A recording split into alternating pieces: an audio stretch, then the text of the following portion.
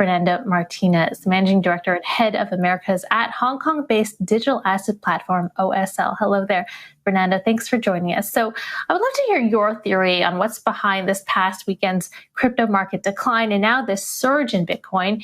And how do you believe the latest CPI inflation numbers play into that narrative?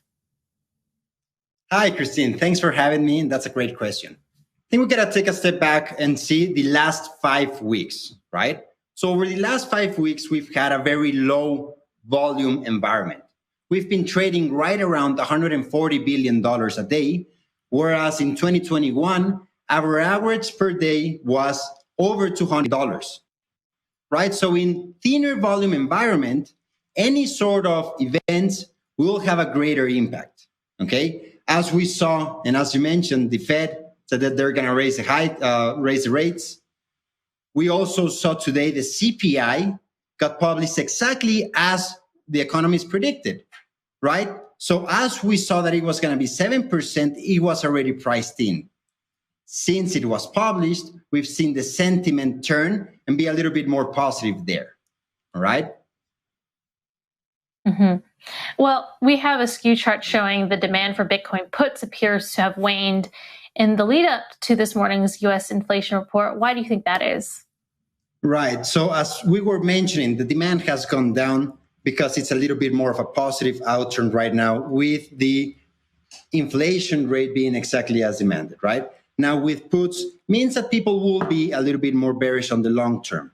However, we need to see if this short-term action that we are seeing right now is indeed a dead cat bounce or that we're going to continue grinding higher, right? I think right now it's still too short to start viewing. We've seen the market be a little bit positive since Saturday, right? We're only at midweek, right? We got to wait this out. We got to see if this is not a dead cat bounce.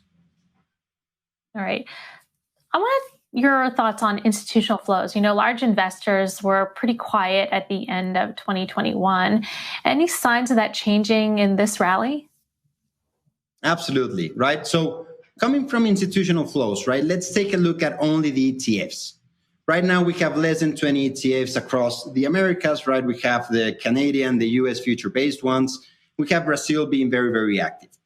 Right now, the flows, the total market cap for this ETF is around $3 billion. If we compare that to the top 100 ETFs from traditional markets, it's going to be $3 trillion, right? So what does that mean? We're less than 1% of that, right? So we still have a big way to grow there. From a volume perspective, we saw that the last 20 days of the year started to really become lower and lower and lower. Right now, we're sitting right around $200 million daily average for these ETFs. What we started to see just these couple of days is that there's more inflows for these flows, for new creations, new funds that will be listed, right? And we believe that towards the end of the year, we should see better and more healthy volumes, right? I wouldn't be surprised if by the end of 2022, we're hitting an average of above $1 billion a day on the ETFs for crypto. And as well, from a market cap perspective, at least $10 billion, right? I think that is a very conservative outlook towards the rest of the year. All right. So, Fernando, are we in a bear market or a bull market right now, or neither? And where do you see Bitcoin's price headed this year? Yeah, I think that's a great question, right? I would say neither. And what I would suggest everybody is to take a step back and always look at the longer dated or longer view type of scenario.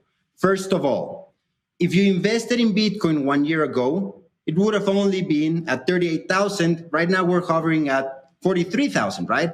That's 10, 12% increase. That's not great. However, if you see the market cap went from $750 billion to $2.1 trillion that it's sitting on right now, right? So that's fantastic. Where did that come, right? It went to Ethereum. We saw it go from 1,200 to 3.4.